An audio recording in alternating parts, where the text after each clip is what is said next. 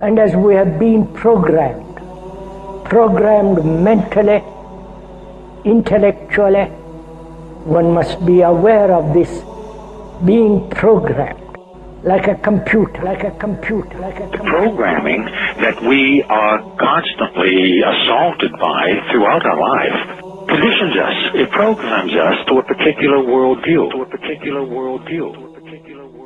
Is they are absolutely propagandizing the world with all of their theses about the nature of the universe that we live in, where we come from, our origins, the origin of the universe, and so forth. The project is literally the secularization of the world, to completely strip the world from religious beliefs. This is the project, and that is why it is called Novus Ordo Seclorum, a new secular or worldly order.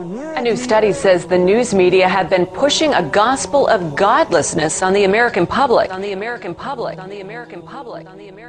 Sure, it's hard for some of you to believe, but you will never see it more clearly than you will today. I mean, it's just so amazing. The creationists were right all along.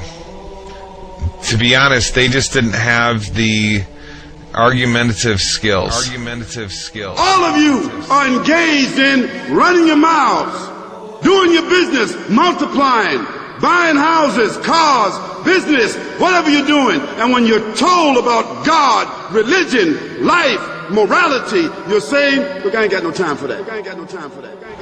Because this media is here and designed to make sure that they ask no critical questions. To make sure that the only thing that they are concerned about is having a good time. The only thing they're concerned about is filling their bellies. The only thing they're concerned about is acquiring more and more material things. And so that is why today, one of the struggles that you have as young people, that when you want to do different events and you want to talk about real issues, you have the struggle of many of your peers who've been so conditioned in this matrix that they would rather party than listen to the truth. They would rather party and shop and go to the mall than to stand up for issues of justice. They're stuck in the matrix. But you have the responsibility of helping to wake them up, Now, how do we know that there's a God? After having been thoroughly brainwashed. And how do we know that there's a creator?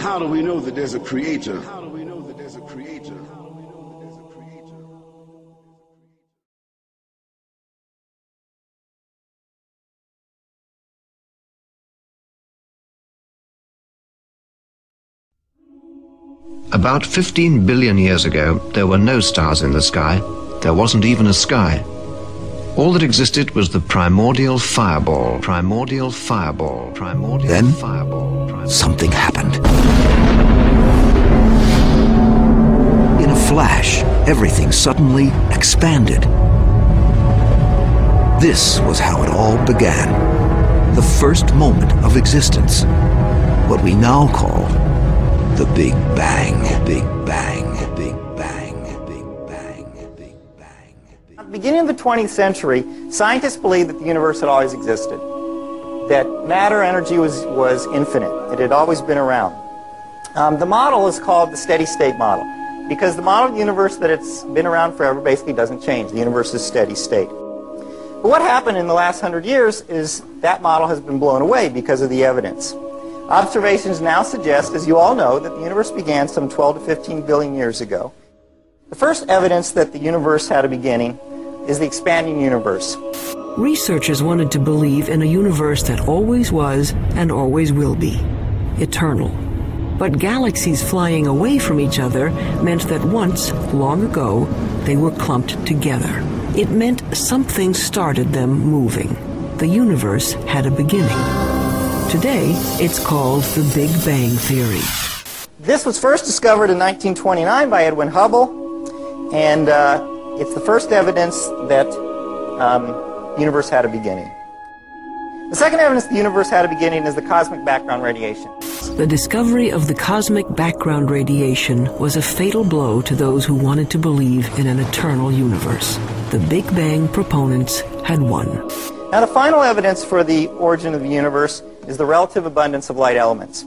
It's very clear now that the universe had an origin, and scientists have become to accept this. In fact, the equations of general relativity that Einstein developed had an origin of the universe. When Einstein developed his equations of general relativity, they showed that there should be an expansion of the universe and an origin, and Einstein didn't like that.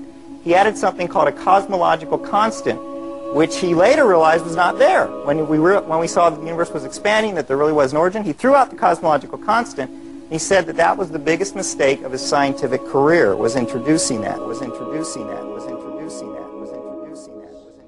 But when this Big Bang model was first proposed in the early part of the 20th century, it was received with great skepticism by the scientific community. Because the scientific community knew that the Big Bang opened up the possibility of having a beginning and a creator and someone who began it.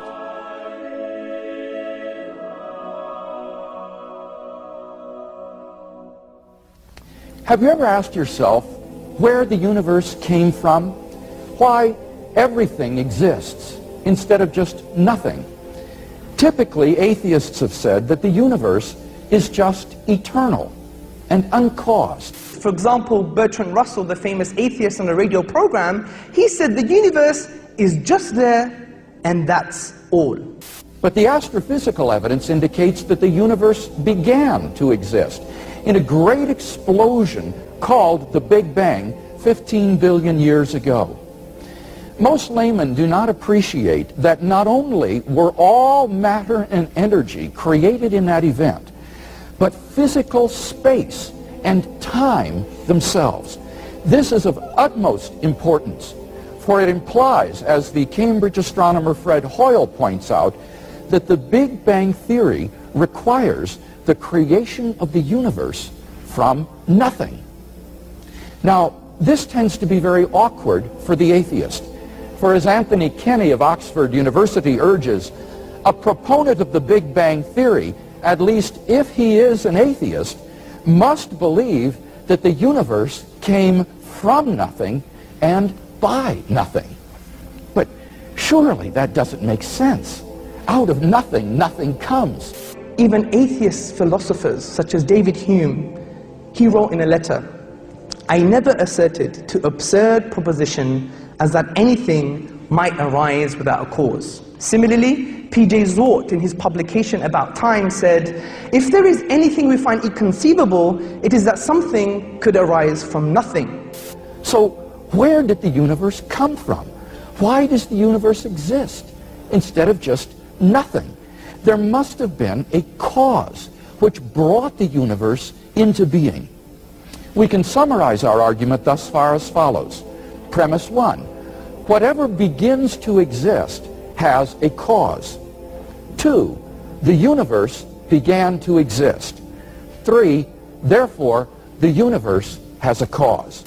It doesn't mean it's God, doesn't mean it's Jesus, doesn't mean it's Allah, it doesn't mean anything. It just means there's a cause for the universe. So we ask another question, what is the nature of this cause? And the nature of this cause, upon conceptual analysis, which means critical thinking about this cause, we come to some startling conclusions.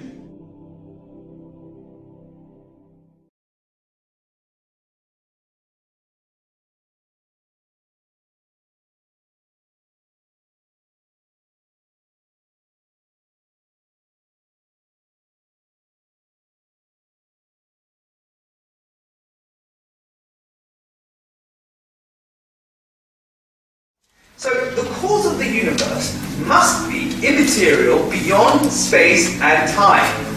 Beyond space and time. Now there are only two things that can fit in this category. The first, abstract objects, and the second, an embodied mind. So we're faced with two worldviews. One starts in the beginning with mass energy, the particles, and everything is derivative, including information.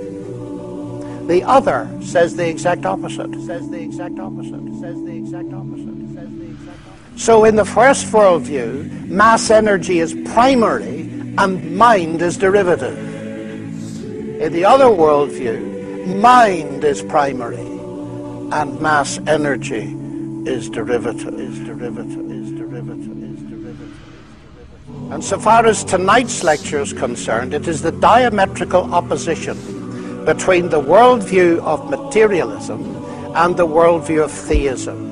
It is a conflict between these two worldviews, but I want you to notice there are scientists on each side of it.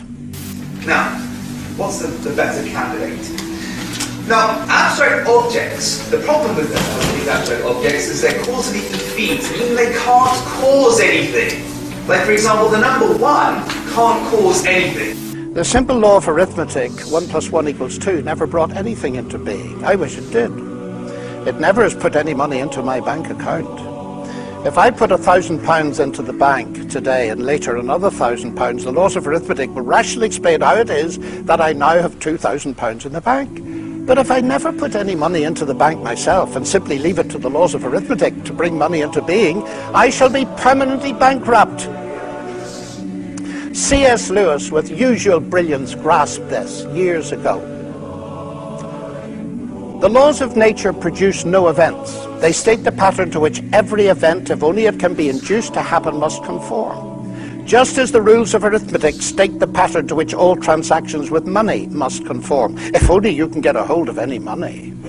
Thus, in one sense, the laws of nature cover the whole field of space and time. In another, what they leave out is precisely the whole real universe.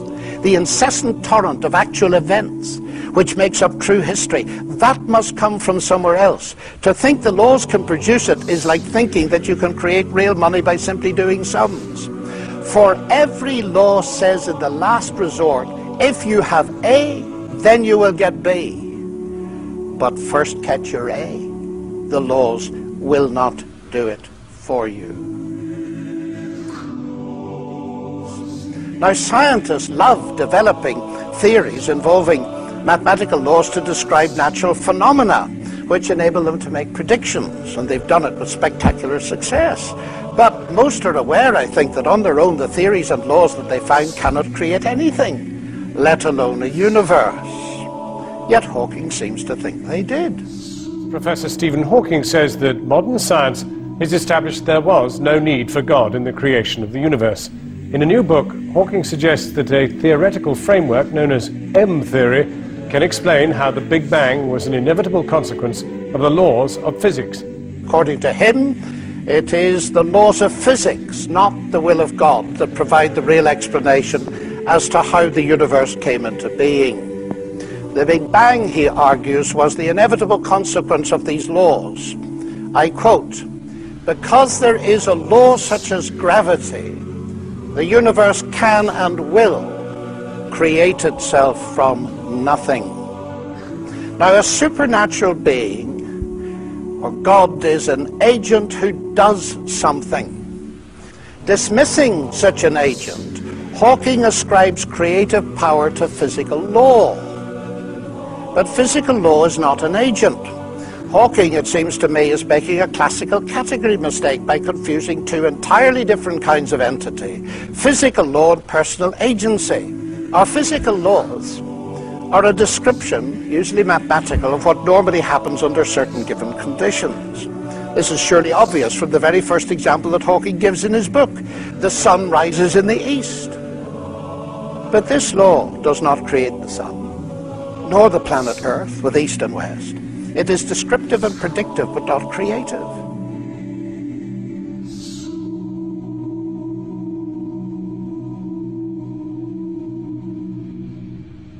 Similarly, Newton's laws of gravitation doesn't create gravity or the matter in which gravity acts. In fact, it doesn't even explain gravity, as Newton himself realized. But it's even worse. The laws of physics cannot even cause anything to happen. Newton's celebrated laws of motion never caused a pool ball to race across the table. That can only be done by people using a pool cue and the action of their muscles. Suppose, to make matters clearer, we replace the universe by a jet engine, and we are asked to explain it.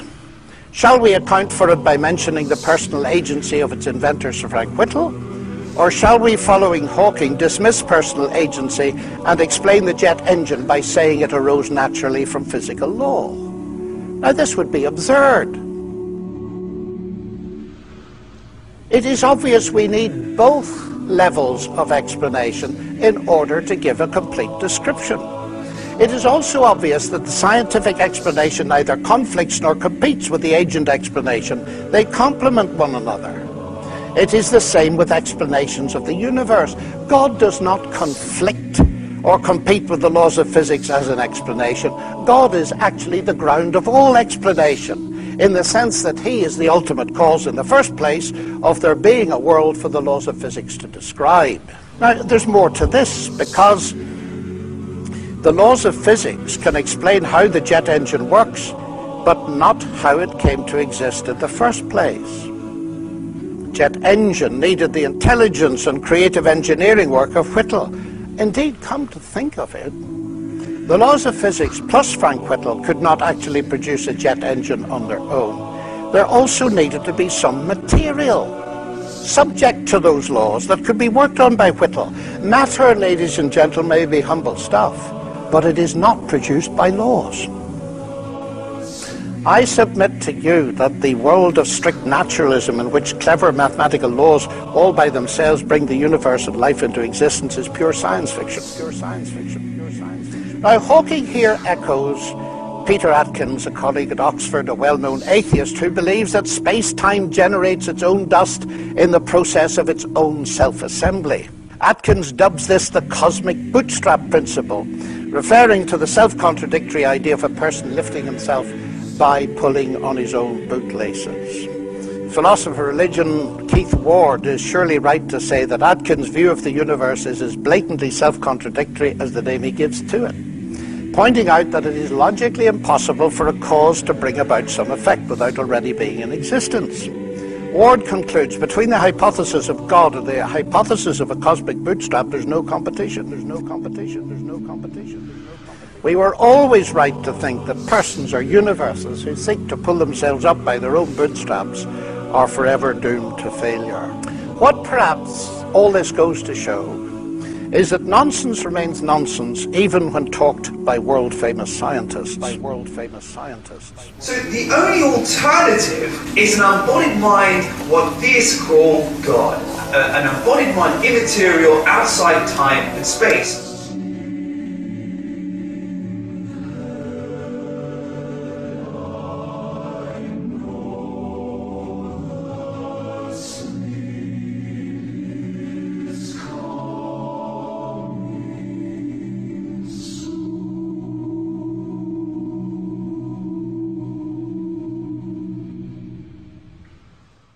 So there's a God. Then you have to say, but sorry, where did God come from? It's not a question I hear often answered. In order to recognize that an explanation is the best, you don't have to have an explanation of the explanation. In order to recognize that an explanation is the best, you don't have to be able to explain the explanation. Folks, this is an elementary point in the philosophy of science. Suppose astronauts were to find on the backside of the moon a pile of machinery there that had not been left by American or Russian cosmonauts. What would be the best explanation for that machinery? Well, clearly it would be some sort of extraterrestrial intelligence that had left the machinery there. And you don't have to have an explanation of who these extraterrestrials were or came from or how they got there or anything of that sort in order to recognize that the best explanation of this machinery is intelligent design.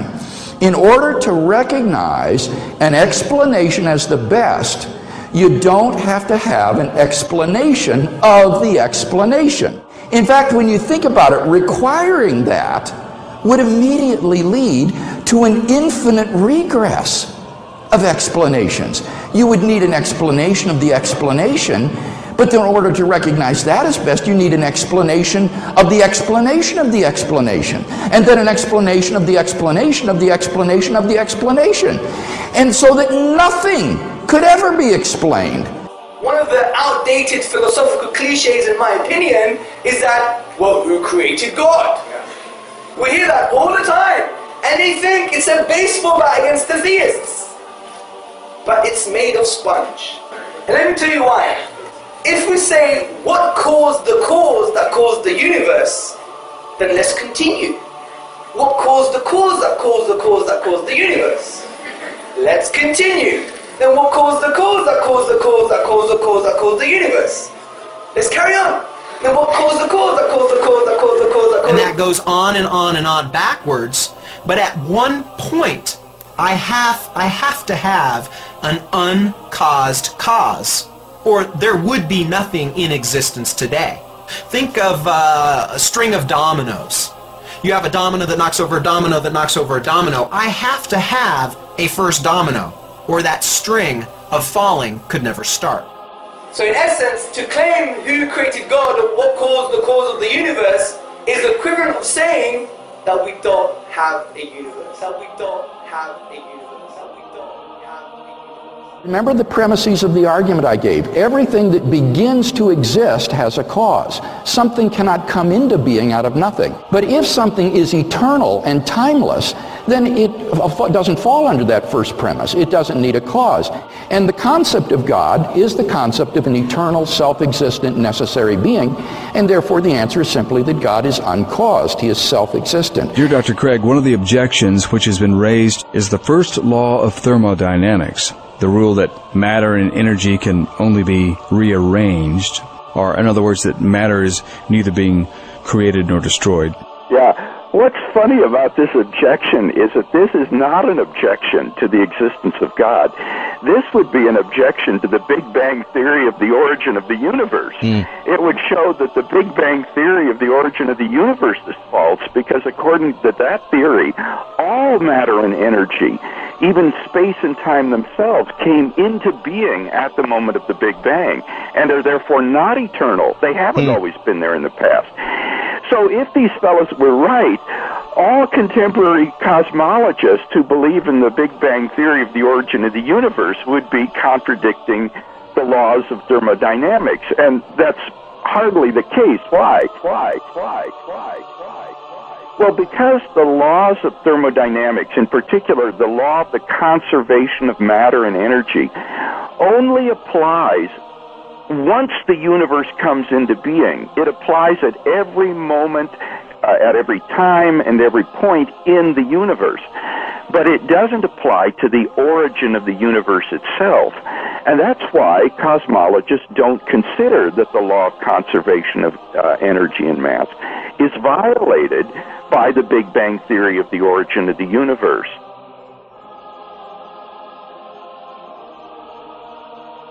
In fact, the atheist fellow mentioned the laws of thermodynamics. He might have wanted to talk about the second law of thermodynamics, which says that in a closed system, things tend toward increasing disorder. Now, the universe on the atheistic view is just a gigantic closed system, because it is everything there is, and there's nothing outside it. And what that implies is that given sufficient time, everything in the universe would grind down to a state of maximum disorder. So if the universe has existed for infinite time from eternity past, why is it that we don't find ourselves in this sort of thermodynamically disordered state? I think that the best answer to that is that the universe has not existed forever. It began a finite time ago in a low entropy condition, and the thermodynamic clock has been running ever since then. So the evidence of thermodynamics itself suggests that the universe and matter and energy are not infinite or eternal in the past, but had an absolute beginning. To remind ourselves of the argument again, we have premise 1, whatever begins to exist has a cause. Premise 2, the universe began to exist. And from that, we draw the conclusion that the universe had a cause. The universe had a cause. The universe had a cause. So we ask another question, what is the nature of this cause? And the nature of this cause, upon conceptual analysis, which means critical thinking about this cause, we come to some startling conclusions. This cause must be one. The reason for this is because if we use the philosophical principle Occam's razor, which posits that we do not multiply entities beyond necessity, then we conclude it must be one. This cause must be uncaused, as we have already discussed the absurdity of an infinite regress of events, similarly with causes. This cause must be immaterial, because it created the sum of all matter, which is the universe itself. Significantly, brothers, sisters and friends, this cause must be personal. The reason I'm saying this is how else can an eternal cause bring into an existence a finite effect, the universe that had a beginning in time? It must have chosen the universe to come into existence, and choice indicates a will, and a will indicates a personality. So, we have concluded the traditional view on God, that a transcendental, immaterial, uncaused, eternal being exists. Being exists. Being exists. Being exists.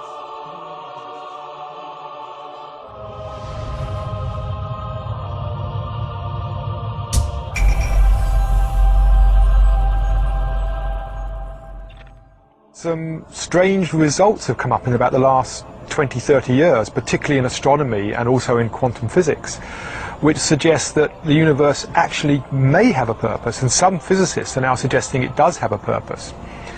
And this has come out of some findings about some of the fundamental numbers in atomic physics.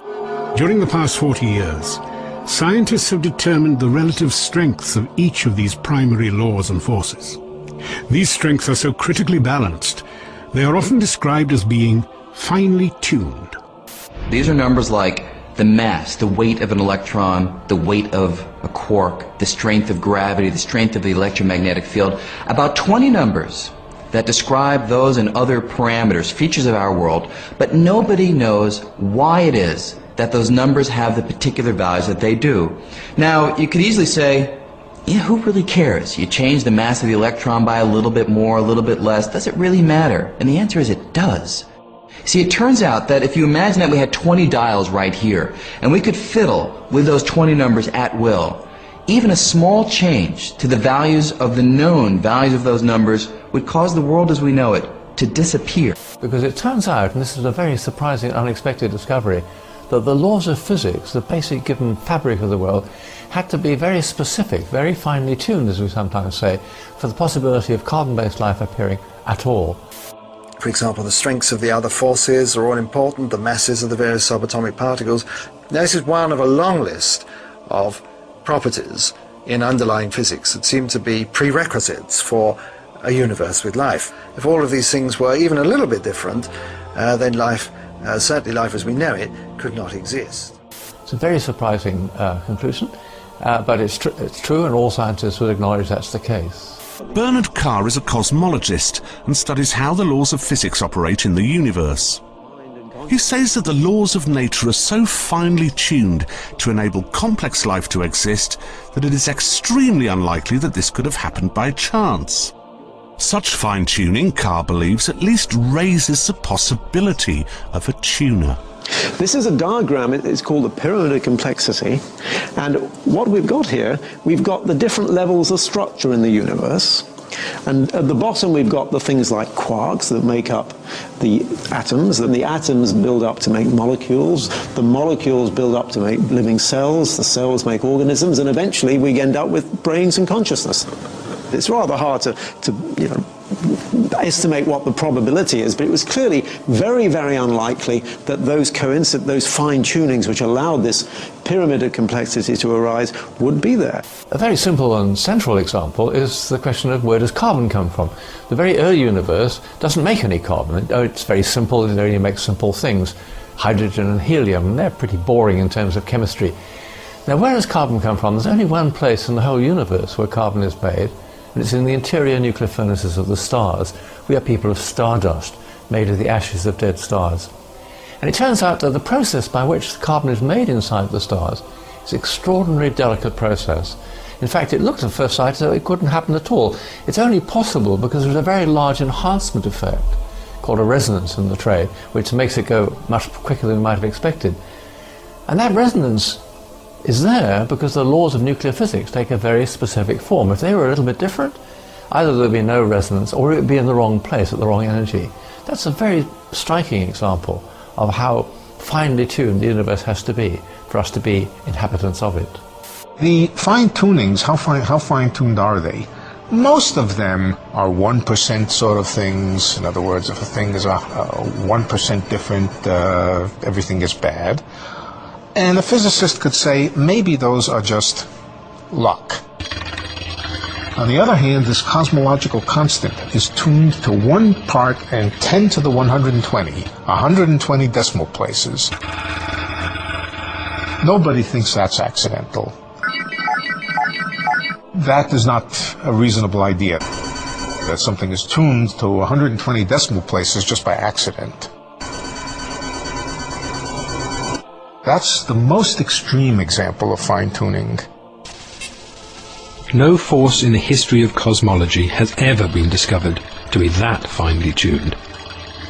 The cosmological constant needs to be set to 1 part in a trillion, trillion, trillion, trillion, trillion, trillion, trillion, trillion, trillion, trillion. Otherwise the universe would be so drastically different that it would be impossible for us to evolve. That the cosmological constant arrived at such a tiny value by chance seemed to be out of the question. Ils sont nombreux à dire que finalement, quand on regarde l'univers, surtout à l'origine, eh bien, on constate qu'il ne peut pas être né par hasard, et que le hasard n'a aucun rôle, et que plus on remonte loin dans le temps, donc plus on remonte vers le Big Bang, plus on trouve un univers qui est ordonné, réglé, ajusté. For example, if we go back to, say, 1 second after the Big Bang, at that point the expansion rate and the mass density have to have been adjusted to each other just right, so that the universe is just at this critical point. If the universe at that point were expanding just 1 part in the 15th decimal place faster, the universe would have flown apart without galaxies ever having had a chance to form. On the other hand, if the expansion rate were just a little slower than what we think by change of 1 in the 15th decimal place, then the universe would in fact have expanded to a maximum size and collapsed. We would never have even reached the time in the universe at which we're living. Alors, ajuster comment? Eh bien, il existe ce qu'on appelle des paramètres cosmologiques. Ce sont des grandes constantes, la constante de la vitesse de la lumière, par exemple, qui fait 300 000 km à la seconde, 7 fois donc le tour de la Terre en 1 seconde. Il y a la constante de gravitation. Ce sont des chiffres, des données chiffrées, avec un zéro, une virgule, et puis parfois des dizaines de décimales derrière la virgule. Eh bien, si on changeait simplement une seule de ces décimales sur une seule de ces 20 constantes, l'univers ne pourrait pas apparaître. Eh bien, ça signifie que le hasard n'a aucun rôle à jouer à l'origine de l'univers. How did this come about, this rather terrific luck? Of course, one of the first explanations that comes to mind is that there was a tuner or a creator, or if you like, God. And obviously for people of a theological disposition, the idea that the fine-tuning is evidence of God, of course, is wonderful.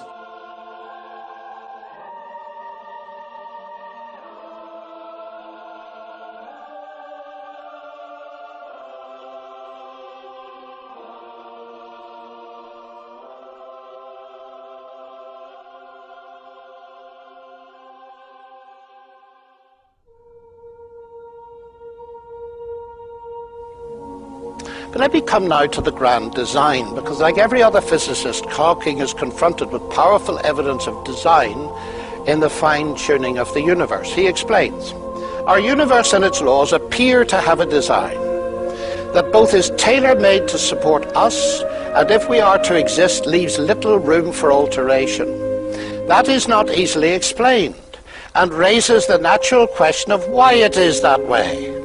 The discovery relatively recently of the extreme fine-tuning of so many of the laws of nature could lead at least some of us back to the old idea that this grand design is the work of some grand designer. That is not the answer of modern science. Our universe seems to be one of many, each with different laws. Now, the idea of a grand designer is certainly old, but the important question to ask is whether or not it is true. Simply to say it is old can give the erroneous impression that what is old is necessarily false and has been superseded. Secondly, it can give the further erroneous impression that no one holds it today. But some of the finest minds in science, at least one Nobel Prize winner in physics, does hold it. The conviction that there is a grand designer is one of the major convictions in the history of human thought. That does not, of course, prove it's true, but it certainly means it's worthy of our serious consideration. Now, Hawking goes therefore too far in saying that is not the answer of modern science. There are scientists who believe it, there are scientists who do not. But his answer is what he calls the multiverse. And that is the idea that there are several many-world scenarios and many universes, some suggest infinitely many, whatever that means. That anything that can happen will happen in some universe, so it's not surprising that at least one universe is like ours. Well, obviously, if you're not a theist, and especially if you're a person who would prefer the universe to be a godless sort of universe, those are the sorts of facts that can make you feel a little bit uncomfortable. So there's no shortage of persons trying to derail the argument from fine-tuning. One popular way to try and do that is to take the fine-tuning data, not so much to suggest that there's a God who made this universe, but that perhaps our universe is one of bajillions of others. If you think about a multiverse, if you think that there are jillions and jillions of universes out there, you might reason to yourself that, well, at least one of them had to turn out right. And it just so happens to be ours, lucky for us. So multiple universe theory, incidentally, you can see on the October 2005 edition of Astronomy magazine, cover story, Why You Live in Multiple Universes. If you see all these little marble-looking things over the cover, those are literal universes, expanding much as ours is. Interesting, that cover title seems to take for granted that there actually are multiple universes. There have to be in order to get this sort of probability back up. Well, suffice to say, there's really no independent confirmation for multiple universes or for any universe other than ours. The only reason for buying into a multiple universe theory is to derail the fine-tuning argument. Some, including Oxford philosopher of religion Richard Swinburne, have said, multiple universe theory represents the height of irrationality. It's an attempt to dodge a rather elegant and simple theory, namely theism, by inflating your probabilistic resources, well, to the extent of postulating bajillions of universes. When you start to increase your probabilistic resources like that just in order to avoid a pretty plausible, elegant theory, well, Bill Dembski has referred to that as the inflationary fallacy, and there's still some discussion going on with respect to the plausibility of the multiple universe theory, but probably the number one objection to it, there seems to be no independent evidence and no possibility of coming up with such independent evidence for that hypothesis in the future. In the various ways that are conceived of these many universes existing, it's the case that they are unobservable in principle. The only universe we can observe is this one. These other universes cannot be observed even in principle. One problem is this. Sure, you could say if there were many different universes, all with different tunings, then it wouldn't be too unlikely that our particularly fine-tuned universe exists. But for this objection to carry through, the objector actually needs to assume that it's true that there are all of these different universes. And is there any independent evidence that such universes exist? It doesn't seem to me the case that there is. I mean, sure, if you had enough monkeys typing at enough typewriters, then they could produce the works of William Shakespeare just by luck. But nobody looks at the work of William Shakespeare and goes, there must be a lot of monkeys with typewriters somewhere. In the absence of independent evidence that there is a whole typing pool of monkeys working away, everyone knows that the most rational explanation of the specified complexity of a text like Shakespeare's work is that there was a single designer who produced it intentionally. And the same thing goes for our universe. So now we come to the second set of false alternatives, God of the multiverse. But as leading philosophers have pointed out, from a theoretical perspective, why shouldn't God be responsible for the multiverse? The notion that there is a multiverse does not per se exclude a creator. Hawking doesn't seem to mention this at all. But with the multiverse, Hawking moves out beyond science into the realm of philosophy, whose death he has announced rather prematurely. As Paul Davies points out, all cosmological models are constructed by augmenting the results of observation by some sort of philosophical principle. Now, Hawking here claiming to be the voice of modern science on the issue gives a false impression where the multiverse is concerned, since there are very weighty voices within science that do not support his view. Prominent among them, Sir Roger Penrose, Hawking's former collaborator, who shared with him the distinguished Wolf Prize. Of Hawking's use of the multiverse concept in the grand design, Penrose recently said, "It's overused. And this is a place where it's overused. It's an excuse for not having a good theory." That's an immensely strong statement, isn't it? La densité de l'univers, par exemple, doit être réglée à une précision de 10 puissance moins 60, donc qui est égale à la précision qu'un archer doit exercer s'il voulait planter une flèche dans une cible de 1 cm², donc comme ça, tout petit comme ça, mais qui sera placé au bord de l'univers à 14 milliards d'années. À l'autre bout. Oui, c'est ça. Vous voyez, donc une précision extrême. Hein, c'est vraiment. Alors, donc la question, est-ce qu'il y a un principe créateur, quelque chose qui règle les choses dès le début, ou donc ça c'est la nécessité, ou c'est le pur hasard. Mais le pur hasard, quand il y a une probabilité si faible pour que ça aboutisse, il faut donc faire l'hypothèse qu'il y a une infinité d'univers. Si vous jouez la loterie, si vous achetez tous les billets, bien sûr, il y aura un qui aura le gros lot. Donc ici, si vous avez une infinité d'univers, ce qu'on appelle un multivers, chacun ayant une combinaison différente de constantes physiques et de conditions initiales, la plupart sera vide de vie parce que la combinaison des constantes physiques ne sera pas gagnante, sauf dans le nôtre où nous avons la combinaison gagnante. Est-ce que vous croyez à cette hypothèse multivers ou vous voyez plutôt un univers prédéterminé? Donc, je réponds en tant qu'être humain maintenant, pas en tant que scientifique, parce que la science peut admettre des multivers aussi. J'aimerais avoir votre avis, oui. En fait, votre intuition. Voilà, donc j'appelle ça mon pari pascalien, et bien sûr, je pense que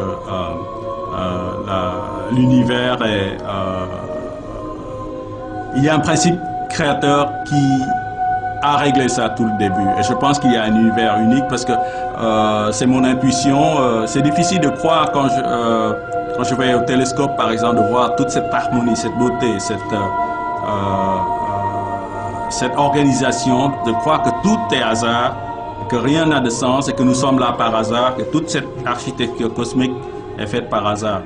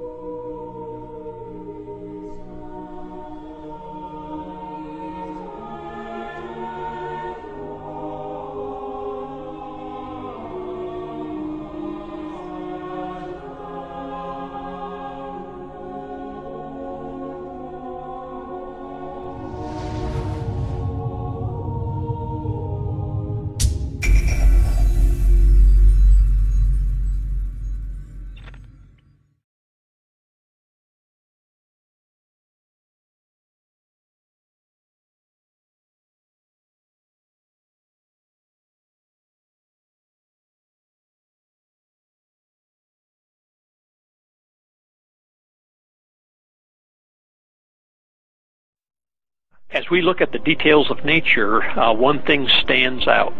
This is the order, the patterns, the symmetry that surround us.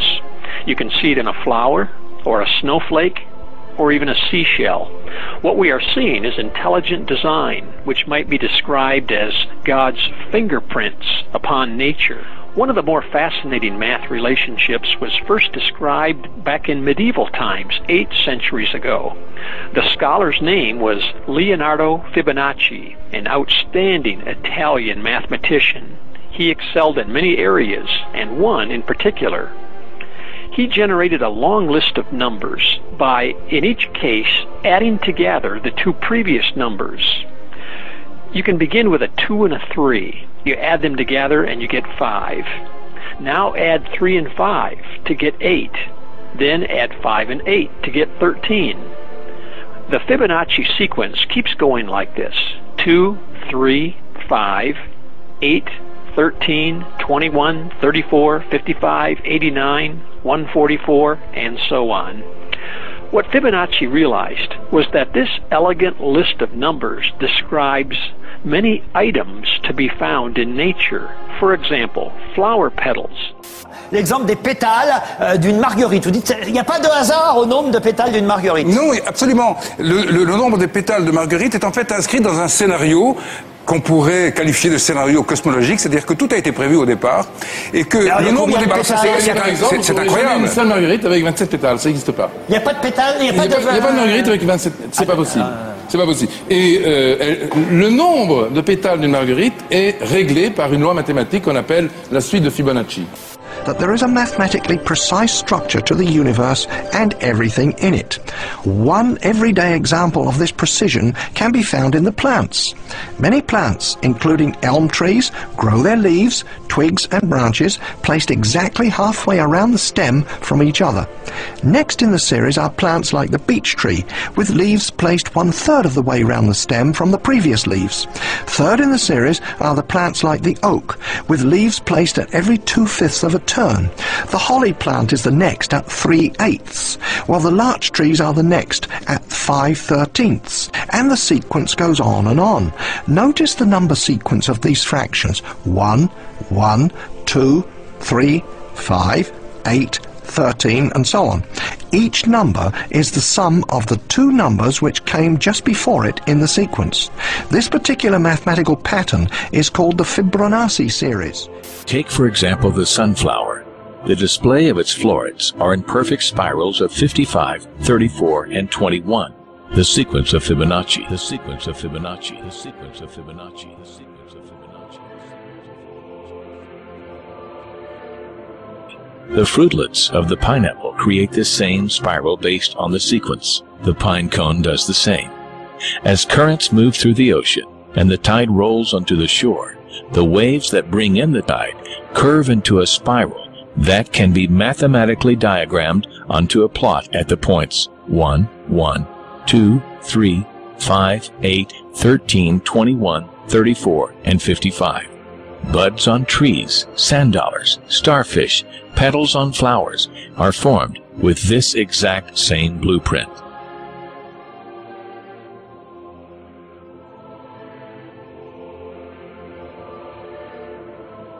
This blueprint can be seen around us on a small scale every day, but the greatest example of all is directly above our heads.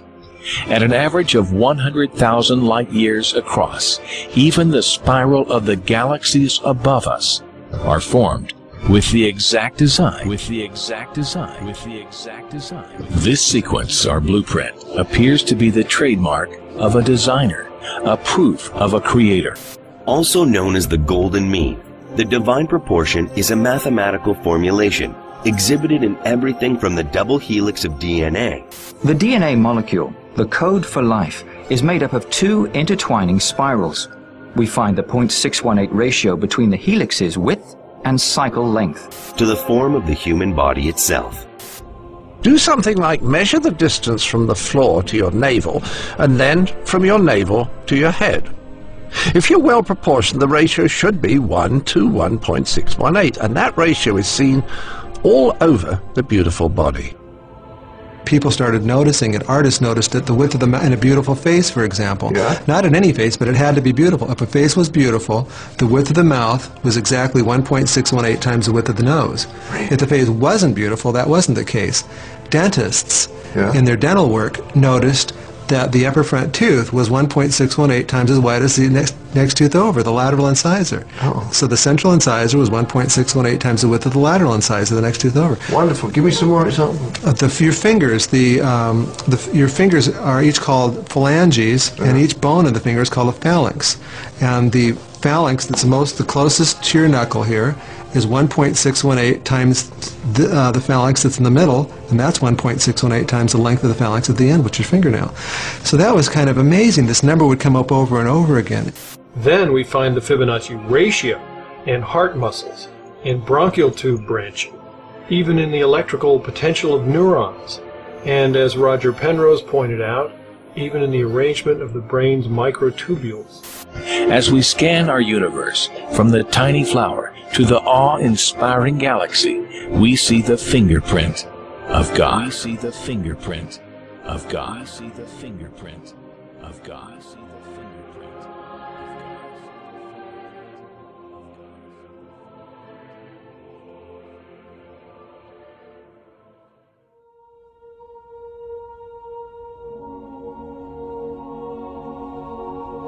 As we're going to show in this broadcast today that there is no doubt at all anymore that the science of intelligent design absolutely crushes any competition, absolutely crushes any other theory about the nature of the universe that we live in.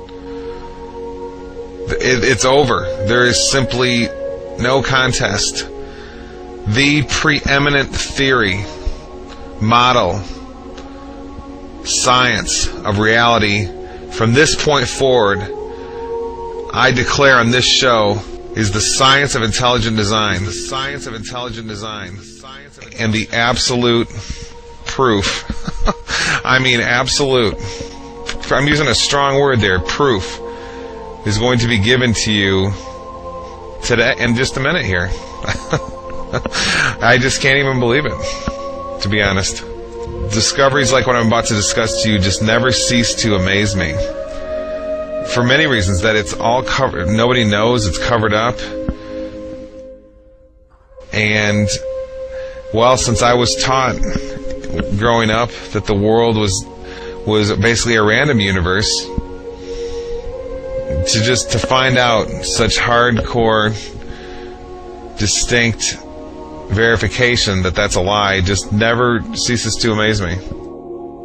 So here's the information.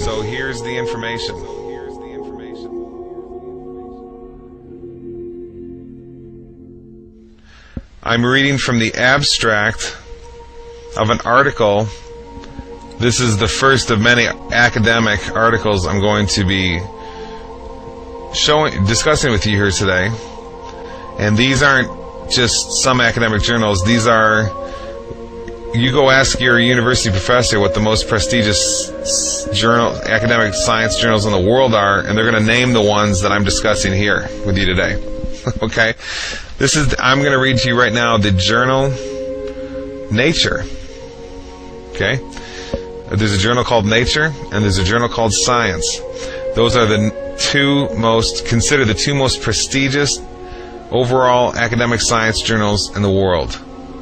And I'm going to read you part of the abstract of one right now.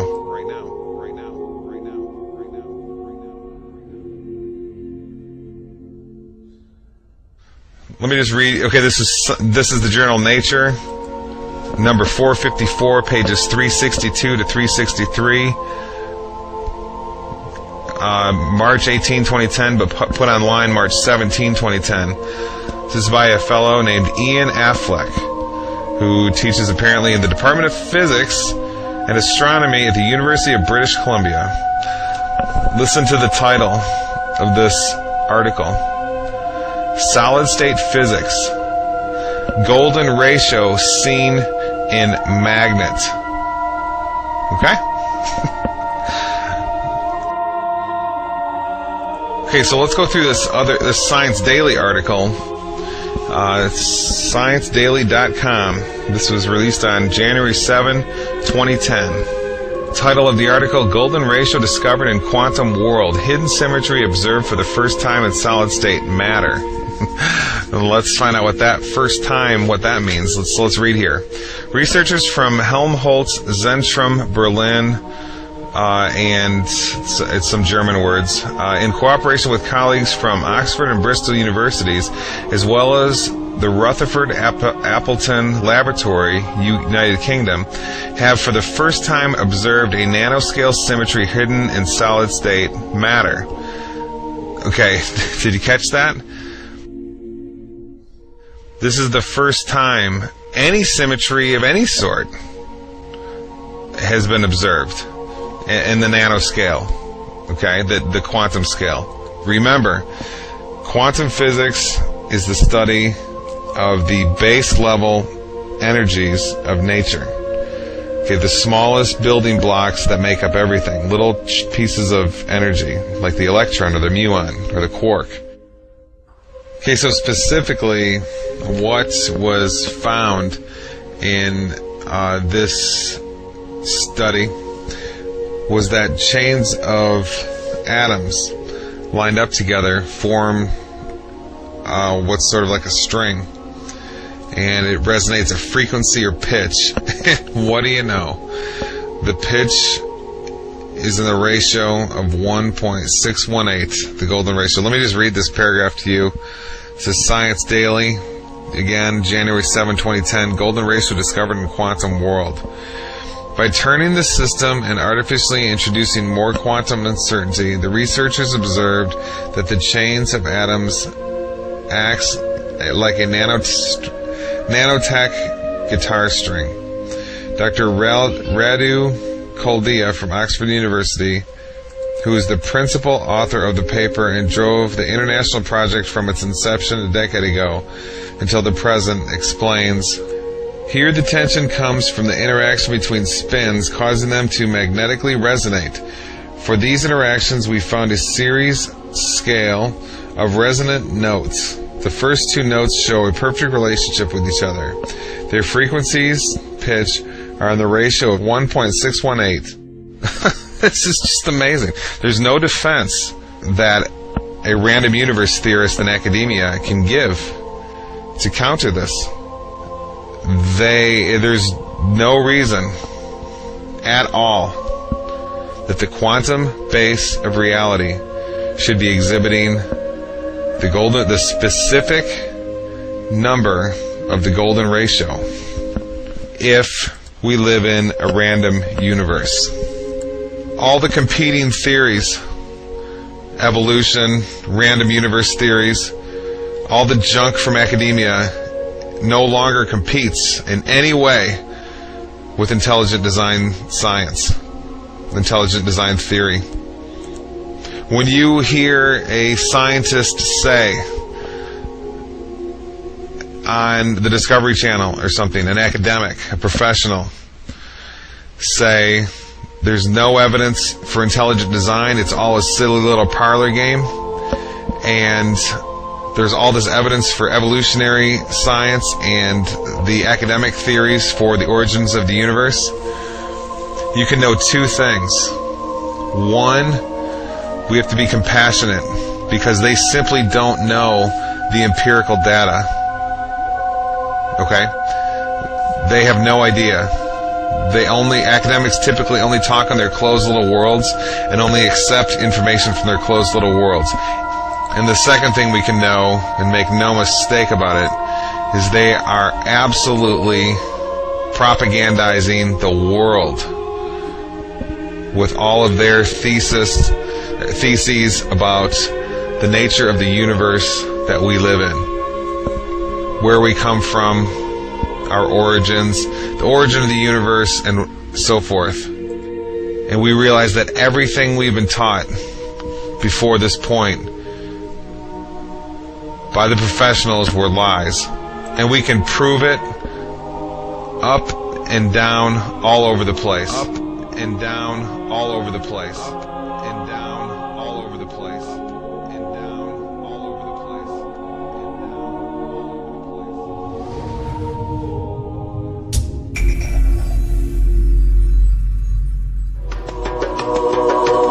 The theory of evolution that was advanced in the 19th century denies this evident fact of creation. This theory holds that the species on Earth were not created by God, but came into being as a result of processes governed entirely by chance. The founder of this theory was an amateur naturalist named Charles Darwin. Darwin expounded this theory in his book, The Origin of Species, which was published in 1859. Darwin's book was an instant success, but its popularity was due more to the ideological implications of the book rather than its scientific worth. Darwin's ideas provided considerable support for the materialistic philosophy, which denied the existence of God. The founder of dialectical materialism, Karl Marx, dedicated his book Das Kapital to Darwin and wrote on the cover, "To Charles Darwin, from a devoted admirer."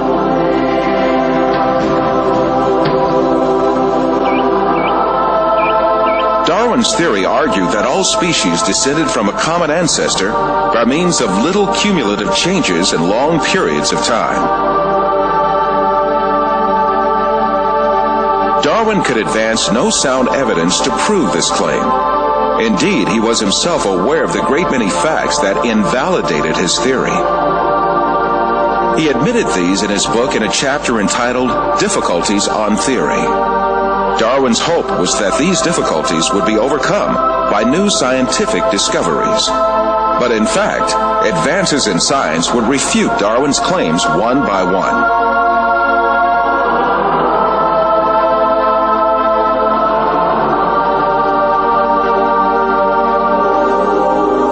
Darwin proposed that all species evolved successively from a common ancestor. But how did that first living thing come into being? Darwin did not address this question at all in his book. He was not even aware that this point was one of the biggest refutations of his theory. The primitive understanding of science in his day assumed that life had a very simple structure. According to a theory called spontaneous generation, which was popular since the medieval age, it was believed that living things could easily arise from non-living matter.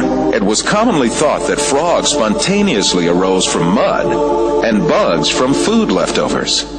And some curious experiments were designed to prove these theories.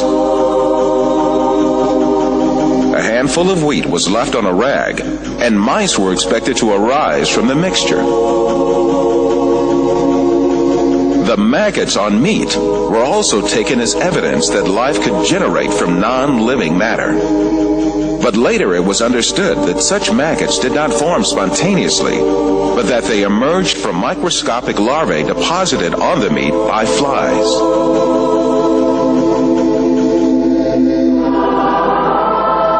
And in Darwin's time, the belief that microbes could emanate easily from non-living materials was very common.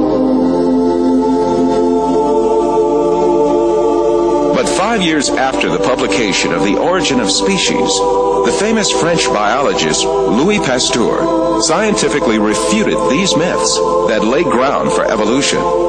After lengthy studies and several experiments, the famous French biologist Louis Pasteur refuted the foundation that lays ground for the theory of evolution. Can matter organize itself? No.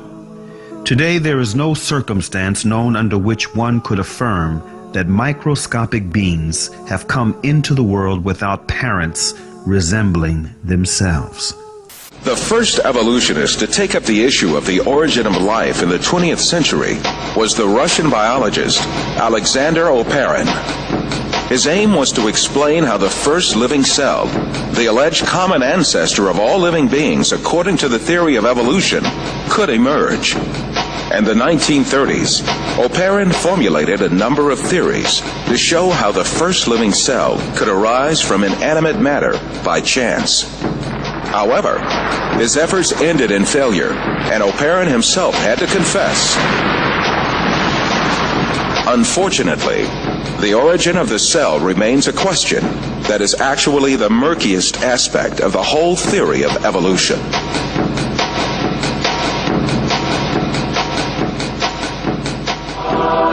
Evolutionists that followed Oparin conducted experiments to find an evolutionist explanation to the origin of life. The most famous of these experiments was conducted by the American chemist Stanley Miller in 1953. Miller obtained a few simple organic molecules by triggering a reaction among gases that he claimed would have been present in the primitive Earth atmosphere.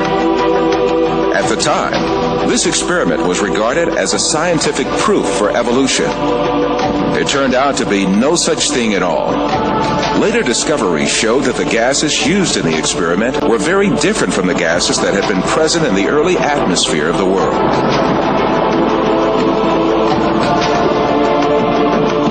Miller himself eventually admitted to the invalidity of his experiment.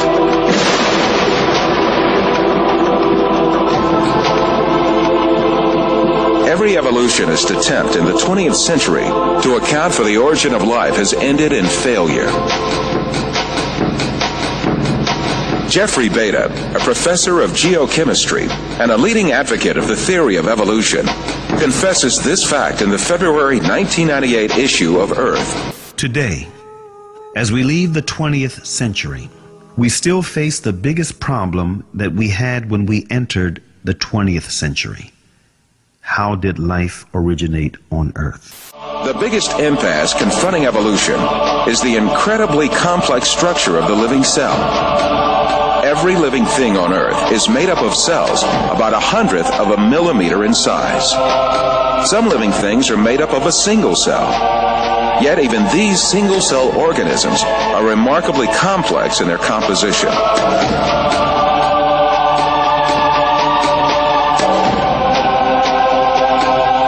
They have complicated functions to survive, and even little motors to move. In Darwin's time, this complex structure of the cell was unknown. With the primitive microscopes of those days, cells appeared to be little more than featureless stains.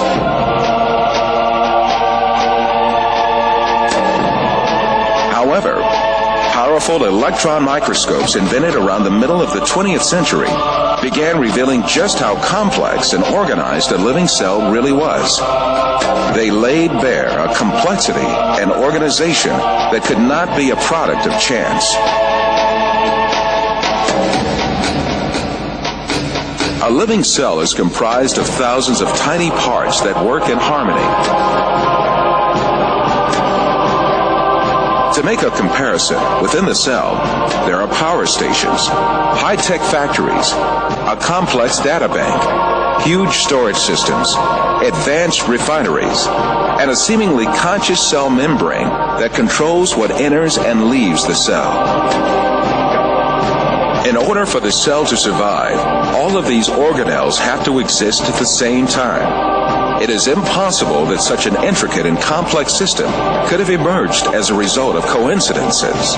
So there's a big question if you're just kind of trying to assess how likely is it that we'd find a protein by chance with all the amino acids in that prebiotic soup interacting with each other for, say, billions of years. And I give it a lot of time.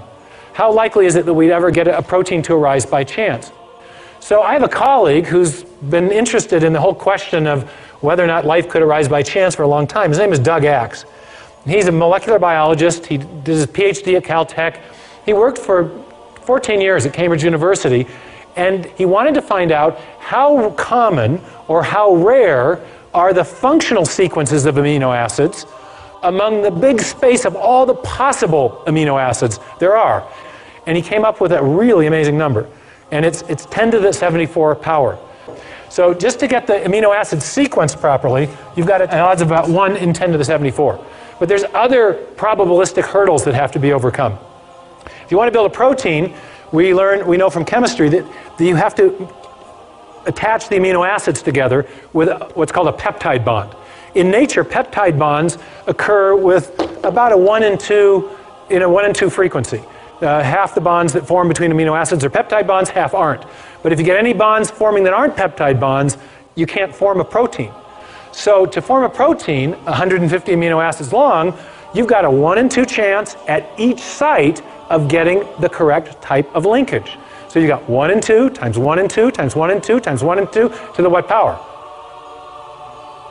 Close to 150. Since we got linkages, we have 149, but call it 150, okay? So in other words, we got another huge exponential problem to overcome.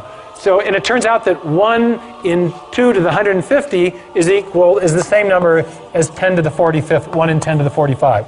So now we got 2 incredibly improbable things that we've got to overcome to build a functional protein by chance alone. One more problem. When you're building proteins, amino acids come in 2 flavors.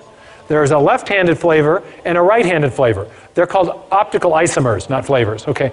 And the left-handed version is the only kind that can be used in building proteins. You get even one right-handed amino acid in there and your protein won't fold properly. So you got another probabilistic hurdle to overcome. So you've got a 1 in 2 chance at each site again, out to the 150th power. 2 to the 150th power, again, is 10 to the 45. Oh my goodness. So the odds of building even a short functional protein by chance alone is 74 plus 40. You can remember how you do this in math? You can add the exponents if you're multiplying exponential numbers. 164. Thank you very much. Okay? Wow. Now, can anyone get their mind around a number that big? There's only 10 to the 80th elementary particles in the entire universe. There's only 10 to the 16th seconds since the Big Bang. There's only 10 to the 139th total events since the beginning of the universe. Now you're starting to get the understanding of why people are very skeptical that the chance hypothesis is going to do the job. Now, you may have heard just the opposite. Has anyone ever gotten in a discussion with you about the origin of life and said, hey, it happened by chance? I mean, do you hear that? I mean, this happens to me. I'll be lecturing in hostile university environments, and I'll get done and somebody say, well, but, and they want to argue with me about the probabilities. And I just shut the discussion down because I say, no serious scientist thinks this is the way it happened. No serious scientist thinks this is the way it happened. No serious scientist thinks this is the way it happened. No serious scientist thinks this is the way it happened.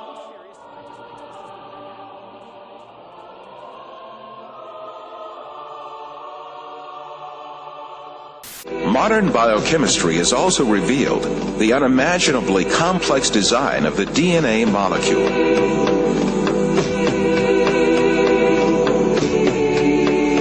The structure of the DNA molecule was discovered by 2 scientists, James Watson and Francis Crick, in 1955. Their discovery demonstrated that life was much more complex than anyone had previously envisioned. Himself a confirmed evolutionist, Francis Crick, who received a Nobel Prize for this discovery, came to confess that a structure like DNA could never have emerged by chance. Professor Anthony Flew of England and Reading University is the world's foremost academic atheist over the last 50 years and the author of more than 30 books. His first debate with former atheist-turned-Christian C.S. Lewis in 1950 in Oxford, England, was the first time he advanced his argument for atheism. He later wrote a paper titled Theology and Falsification. The paper became the most widely reprinted philosophical publication of the last half-century and a key foundation for atheists and agnostics who advanced materialist evolutionism. But now it is the advancement of science itself that has changed the mind of Flew and some scientists. At a recent summit at New York University, Flew changed his position and now believes in God as the creator of the universe. Flew turns to various discoveries of science to prove his point. But it is the manifestation of life written in DNA and the transcription of DNA to RNA and RNA into protein and the subsequent process of protein folding that makes the best case for Flew. What I think that the DNA material has done has shown by its almost unbelievable complexity of the arrangements which lead to produce this being, that intelligence must have been involved in getting these extraordinarily diverse elements to work together. When you look at RNA, you as a chemist, you're in sort of astonishment, really, at just what a wonderful molecule it is. It's complex, it's a really beautiful structure, and you inevitably wonder, how on earth did that structure arise? How on earth did chemistry produce it? RNA's structure looks simple, but looks can deceive. Each building block is actually made of two parts, a sugar molecule and a nuclear base. Chemists found they could make the nuclear bases, and so when they then realized they could actually make the sugars, they just thought, we must be able to join them together. And so they tried for many years, but the problem was, chemically, you just can't join them together. Of course, such an amazing structure could never have been formed by chance. The theory of evolution, which sees life as the result of mere coincidences and haphazard happenings, is helpless to explain anything in the face of the incredible complexity of DNA. Some evolutionists say that our DNA is about 98% similar to that of apes, and that this difference is only a few spelling mistakes. Others say a more accurate figure is no more than 95%. But considering that humans have 3 billion letters worth of DNA information in each cell, even a 2% difference is actually 60 million spelling errors. Of course, this is not error, but 20 500-page books worth of new information. A common designer is a much better explanation for the similarities in human and ape DNA. As an architect uses the same building materials for different buildings, we shouldn't be surprised if God used similar design features in many different creatures. After all, we do share about 50% of our DNA with bananas, but that doesn't mean we're half banana. Every detail of a living being's physical and physiological makeup is coded in this double helix. All the information about our bodies, from the color of our eyes to the structure of our internal organs and the shape and function of our cells, are programmed in sections called genes in the DNA.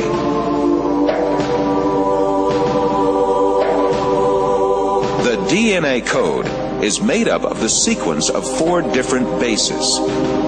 If we think of each one of these bases as a letter, DNA can be likened to a databank made up of an alphabet of 4 letters. All the information about a living thing is stored in this databank.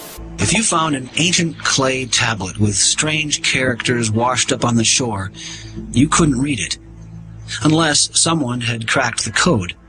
But you'd still know the letters represented a language, even if you didn't know anything else about the author or his civilization. Language is recognizable, even if you can't read it. Take Morse code. It has 3 basic parts: dots, dashes, and spaces. These 3 simple parts are combined to represent letters. There are 26 letters in the English language, which are combined to form over 400,000 words. Those words can, of course, be combined into an infinite number of sequences or sentences. There is evidence that DNA represents a language. 4 basic units, called nucleotides, combine into a code for 20 amino acids. From those few amino acids, the body forms more than 100,000 proteins. Even if you can't read DNA, it still has all the hallmarks of language. A language that biologists are just now beginning to crack. Every tiny cell in our body is packed with 3 feet of DNA, 3 billion nucleotides. The similarity between DNA and human language is uncanny. In addition to codes, both use similar techniques to pack, access, rearrange, copy, and translate information.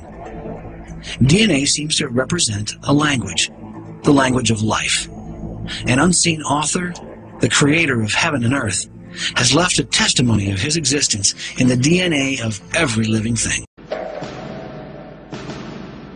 The information that is stored in the DNA molecule is pointing back to a designing intelligence. Now, why do I say that? It has to do with what we know about the cause and effect structure of the world. Our local hero in Seattle, Bill Gates, says that DNA is like a software program, only much more complex than any we've ever created. And that's a very suggestive remark because we know that programs always come from programmers.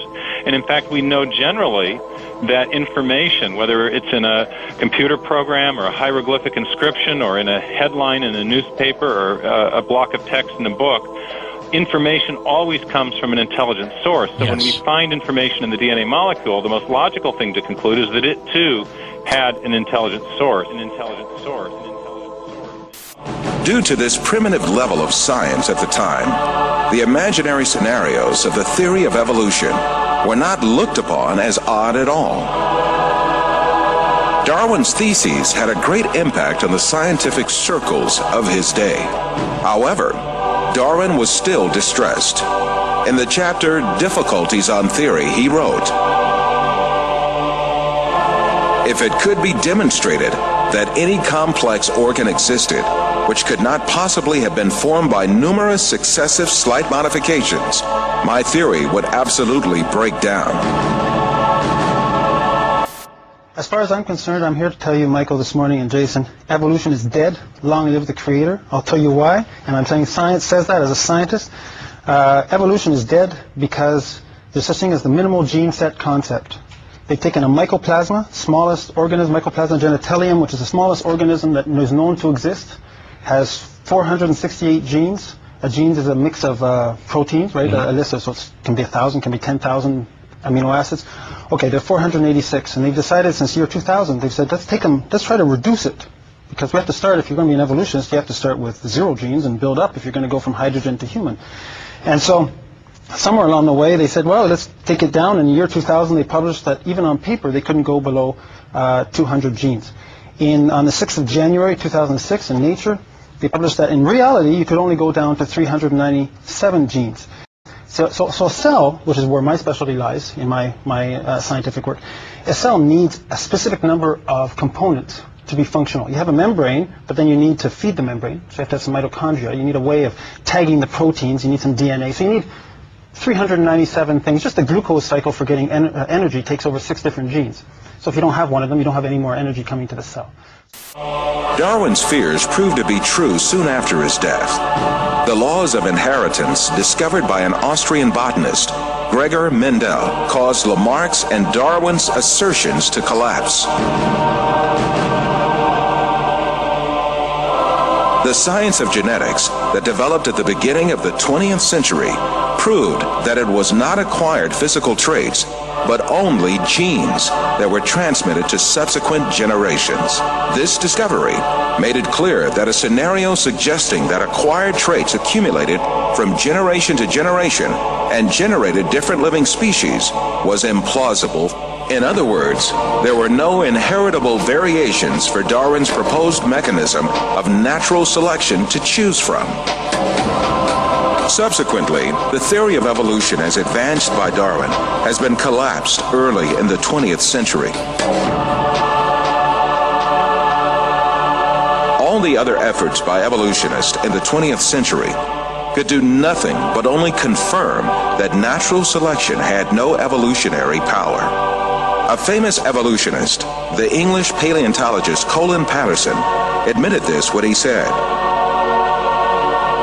"No one has ever produced a species by mechanisms of natural selection.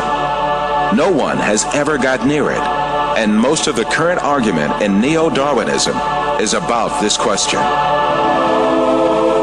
When it was clear that the mechanism of natural selection proposed by Darwin had no evolutionary power, evolutionists had to make a fundamental change in the theory. In addition to the concept of natural selection, they added a second mechanism called mutation.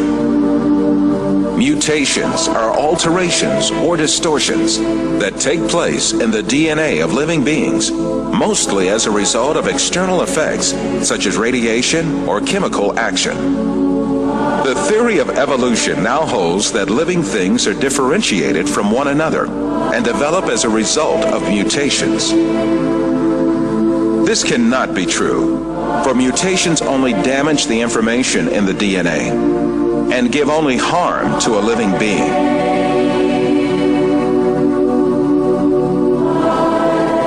No beneficial mutation has yet been observed either in nature or in laboratories. Since mutations do not add new genetic information, it is impossible for living beings to acquire new organs through mutations. Is new information being generated? That's what evolutionists have to come up with. Right. They have to have a mechanism that generates new, never before existing genetic information that can build all these bigger and better structures. Right. That supposedly never existed before. Right. Right. Never before existing information. Back when there was only a single cell that gave rise to all the diversity of life, there wasn't information for skin and hair and heart and a brain and so on. Right. So you have to generate it somehow, according to evolution. Right. Now, Dr. Werner Gitt is an information specialist. Since we're talking about information, we'll go to an information specialist. He wrote a book called In the Beginning Was Information that you and I both love. And in his book he says this: a code system is always the result of a mental process. It requires an intelligent origin or inventor. It should be emphasized that matter as such is unable to generate any code. All experiences indicate that a thinking being voluntarily exercising his own free will, cognition, and creativity is required. He goes on to say, there is no known law of nature, no known process, and no known sequence of events which can cause information to originate by itself in matter. Right. This is why Professor Richard Dawkins, one of the most renowned advocates of the theory of evolution of our day, hesitates when he is asked to give a single example that increases the genetic information. Professor Dawkins, can you give an example of a genetic mutation or an evolutionary process which can be seen to increase the information in the genome?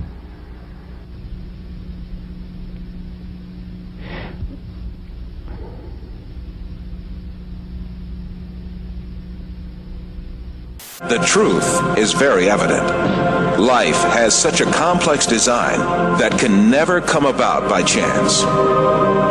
And I suppose it's possible that you might find evidence for that if you look at the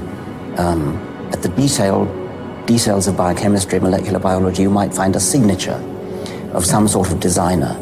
Wait a second. Richard Dawkins thought intelligent design might be a legitimate pursuit? Richard Dawkins is his name. Arguably the world's most famous atheist. I don't know how you would test for that, but maybe we'll ask him. So, right off the bat, what's wrong with, in your opinion, with believing in a God, regardless of who the God is? I think it's false. I think that it's a matter of belief without evidence. And I suppose it's possible that you might find evidence for that if you look at the details of biochemistry, molecular biology. You might find a signature of some sort of designer. Wait a second. Richard Dawkins thought intelligent design might be a legitimate pursuit? And that designer could well be a higher intelligence from elsewhere in the universe. In the 20th century, the theory of evolution was refuted not only by molecular biology, but also by paleontology, that is, fossil science. A second proof usually offered is the fossil record. According to most biology textbooks, fossils show the gradual development of life from simple to complex over hundreds of millions of years.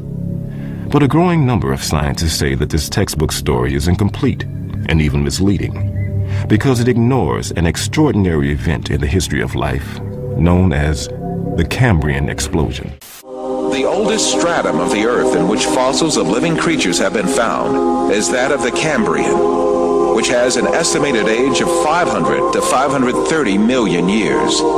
In strata older than the Cambrian, no fossils of any creatures except a few unicellular organisms are to be seen. In the Cambrian period, however, many diverse species appear quite abruptly. More than 30 invertebrate species such as jellyfish, starfish, trilobites, and snails emerge all of a sudden. In Darwin's theory, if you think of the branching tree, Darwin's branching tree, the common ancestor down here and the different modern forms of animals up here, you would have one form to begin with, and then it would gradually diverge into slightly different forms and more different until you get the major differences that we see now. The problem with the Cambrian explosion is that all these major differences appear together at the same time, with no fossil evidence that they descended from this common ancestor. The article reported on cutting-edge research by Chinese scientist J.Y. Chen, an internationally respected paleontologist at the Nanjing Institute of Paleontology and Geology. Chen's discoveries in the fossil beds in Xinjiang, China, have rocked the scientific establishment. Located in the province of Yunnan in southern China, Xinjiang has some of the world's best preserved fossils from the Cambrian era. Darwinism helps them maybe only telling a part story for evolution. According to Chen, the fossils he's discovered turn Darwin's tree of life upside down.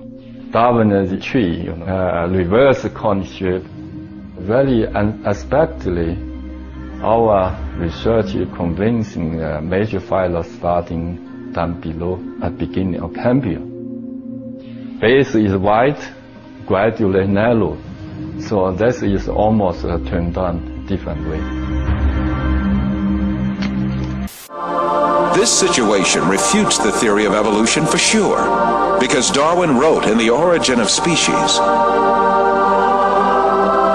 if numerous species belonging to the same genera or families have really started into life all at once, the fact would be fatal to the theory of descent with slow modification through natural selection.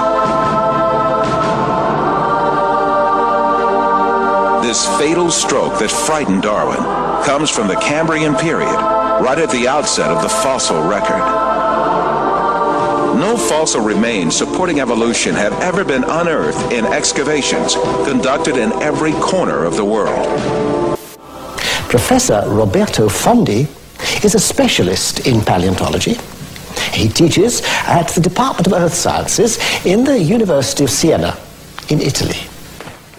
You may be surprised to know that the fundamental assumptions upon which evolutionary thinking is based are not at all confirmed by paleontology. All the biological groups, from bacteria and blue-green algae to man, appear abruptly in the fossil record without any links connecting them with each other. Why is it then that so many people believe the fossils prove evolution? Evolution is presented to grown-ups and taught to the very young as a fact that has been verified and demonstrated for so long that it is a waste of time and even ridiculous to question it. So, what is the truth of the matter? Well, there is a history book of the past, and that is the rocks and the fossilized remains in them. So it is up to the paleontologist to read that book and give the answer. And what do you read in that book, Professor? The fact is that after nearly 2 centuries of intense research, the paleontological evidence for evolutionary theory is not only rare, but highly questionable. The point is that if evolution had really happened, the evidence would be in great abundance and incontestable. The museums would be overflowing with fossils, clearly documenting the transitions between the various biological groups. Yet there are none. Moreover, there is no indication that the situation will change in the future. Those very few fossils which are claimed to show some kind of evolutionary link, such as the amphibians Ichthyostica and Simoria, the reptile Propenognathus, the bird Archaeopteryx, and the Australopithecine ape called Homo habilis, are very far from conclusive. Faced with these realities made clear by the fossil record, evolutionists directed all their attention to the claim that man evolved from ape-like creatures. 6,500 different ape species have lived so far, and the majority of them are extinct. The skulls of these extinct apes, both big and small, constituted a great resource for evolutionists on which to exercise their imaginations freely. Arranging the skulls of these extinct ape species from the smallest to the biggest, and adding some skulls of vanished human races to the series, evolutionists concocted the scenario of human evolution.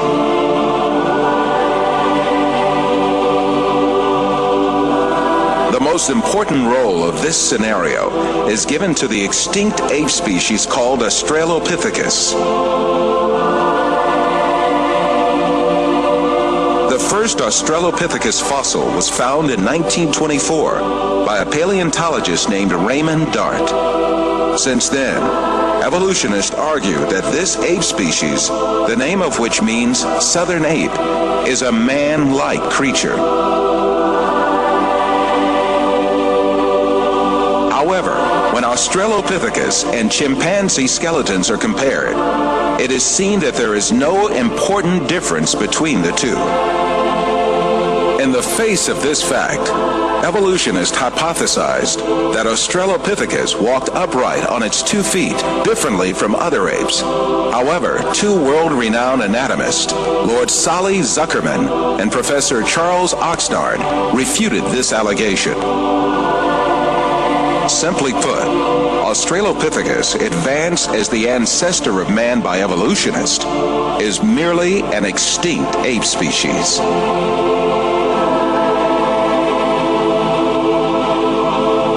On the other hand, fossils that are included by evolutionists under imaginary classifications, such as Homo erectus, Homo ergaster, or Homo sapien archaic, in fact, belong to different human races.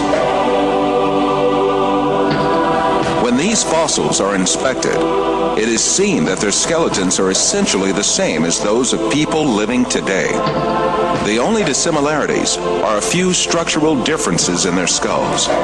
But differences like these are to be found in different human races alive on Earth today.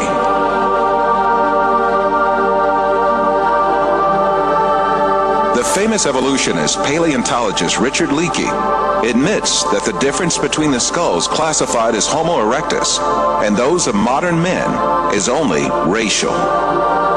These differences are probably no more pronounced than we see today between the separate geographical races of modern humans.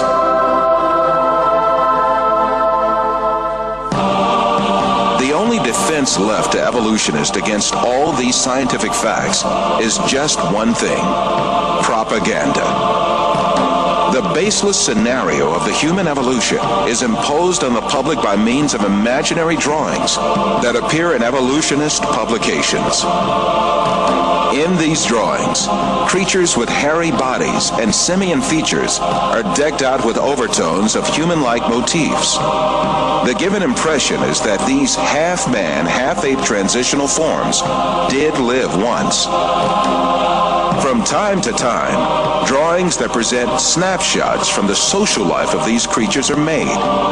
These misleading drawings are introduced in a particular sequence to engrave the scenario of the human evolution on the subconscious of society. Even in the most famous scientific publications, there frequently appear such window dressings called reconstructions and imaginary family tree drawings made by their inspiration.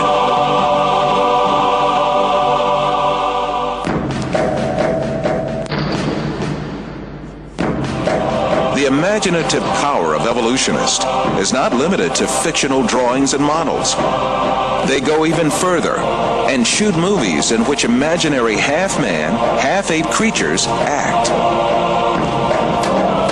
However, all of these are pure deception. The only evidence at hand is generally nothing more than a few skull fragments or a tibia. The hair, skin, nose, ears, lips, or other facial features of a living being cannot be determined from its bone remains.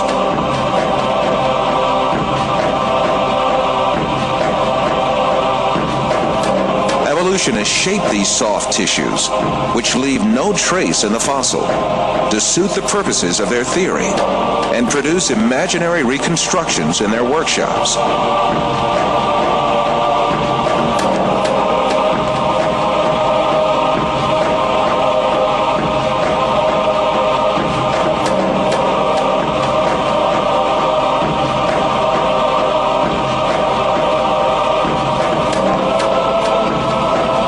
Houghton from Harvard University states that these drawings have no scientific value.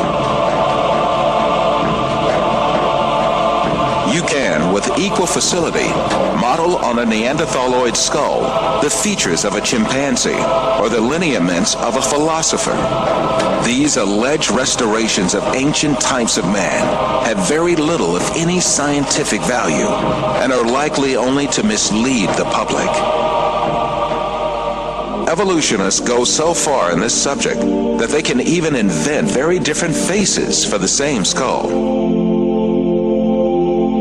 The three entirely different reconstructions made for the fossil called Zinjanthropus is a famous example showing how persistent evolutionists are in producing these false masks. Evolutionists engage not only in drawing and modeling tricks, sometimes they commit deliberate forgeries.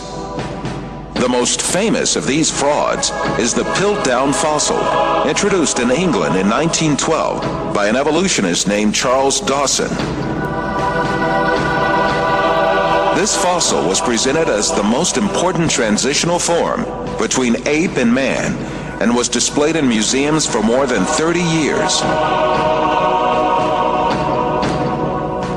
Experts who re-examined the fossil in 1949 discovered that it was a forgery that had been produced by attaching an orangutan's jaw to a human skull.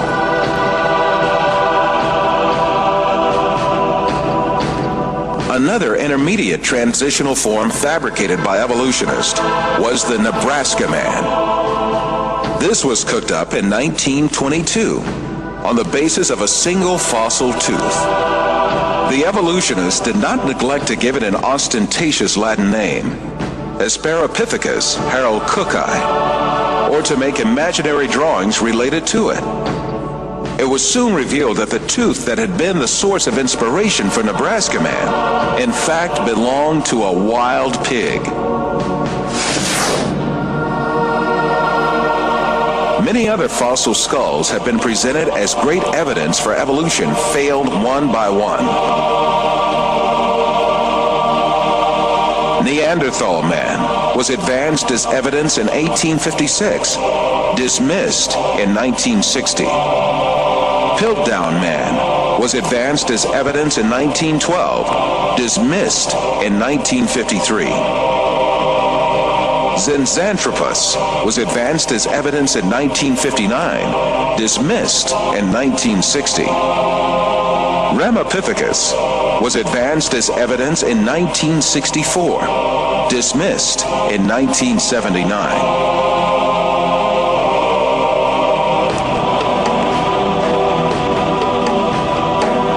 Despite all these facts, these skulls are still presented to the public through the media and in some evolutionist textbooks as if they were scientific facts. In many countries, an important part of the society supposes that evolution is a proven fact. A great deal of this so-called evidence of evolution, much of which has been dismissed by evolutionists themselves, is still presented to school children in their textbooks, where they are depicted as the ancestors of man.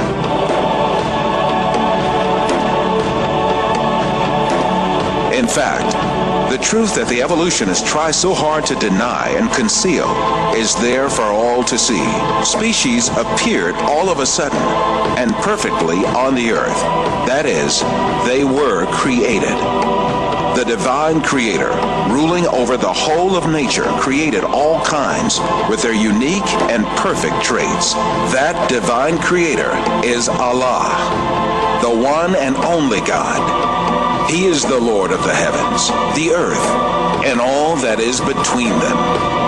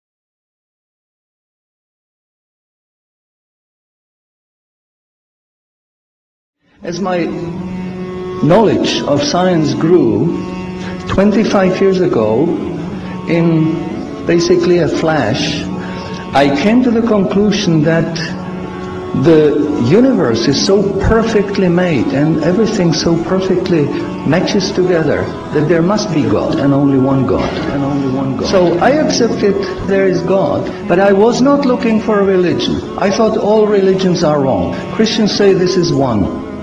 The Jews said Jews are chosen people, and if you're not Jew, you're not chosen.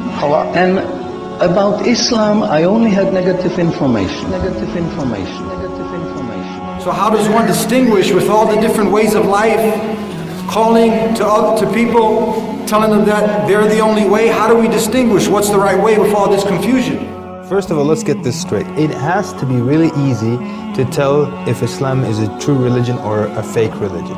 And it has to be real easy to see which religion on earth is the one from Allah and which is the one from men, from devils, from con men, what have you.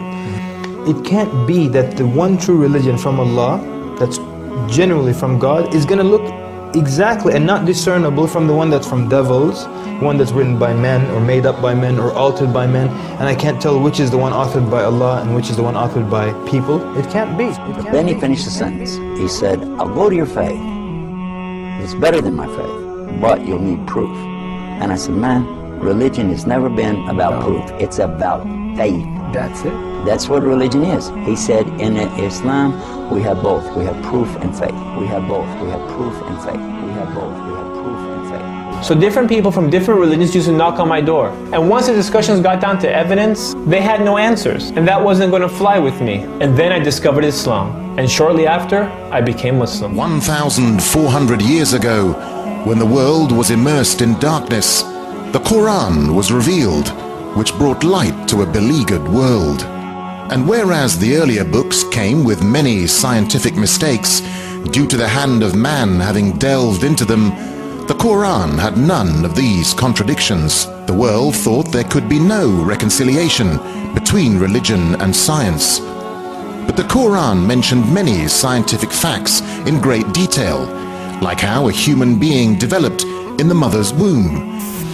As a medical doctor, particularly attracted to natural sciences and physiology, I must confess that in 1972, when I read the Quran in the original text for the first time, these data concerning man were those which impressed me most.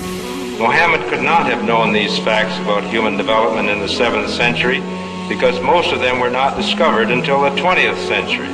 Muslims and others are justified in concluding that these facts could only have been revealed to Muhammad by the one who knows all about us, not only about how we developed, but how we live and function. And described other scientific facts which amaze the world's renowned scientists. Actually, I'm very much impressed by finding true astronomical facts in Quran. I personally can't see how this could be a mere chance. There are too many accuracies. And like Dr. Moore, I have no difficulty in my mind reconciling that this is a divine inspiration or revelation which led him to these statements. Let me go straight to the second argument, which is about the miraculous nature of the Quran. The Quran being a signpost to the transcendent. What I mean by this is that the Quran can only be best explained by the fact that it is a divine book. And I'm going to use the inimitability of the Quran for this. Now, what do I mean by inimitability? What I mean by inimitability is that the Quran cannot be emulated, reproduced, matched or copied with regards to its literary and linguistic features. But since Prophet Muhammad, peace be upon him, is the last messenger that was sent to mankind, isn't it fair that his message, the miracle that came with him and his message be preserved till the end of time, so that humans can still make that judgment call whether this miracle and message is in fact man-made or divine, man-made or divine, man-made. And then when I was maybe about 1/3 in Quran, I remember telling my wife, you know, this Muhammad, he must have been a very smart, very intelligent man, because this book is very clear, very logical, very easy to follow, and there are no contradictions. No contradictions. But then as I read later, I suddenly saw a scientific fact which I knew was only discovered in the 20th century. So immediately I saw that Muhammad is not the author of the Quran. That Muhammad is a messenger sent by God to give the Quran to mankind. Muhammad is a messenger sent by God to give the Quran to mankind.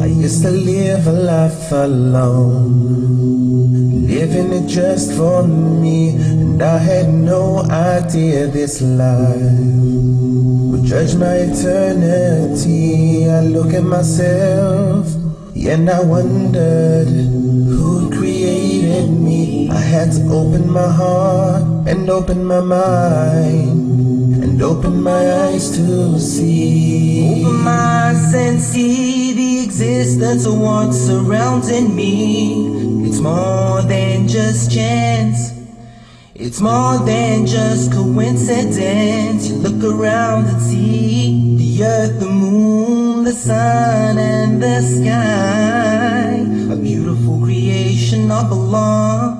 So how could you deny?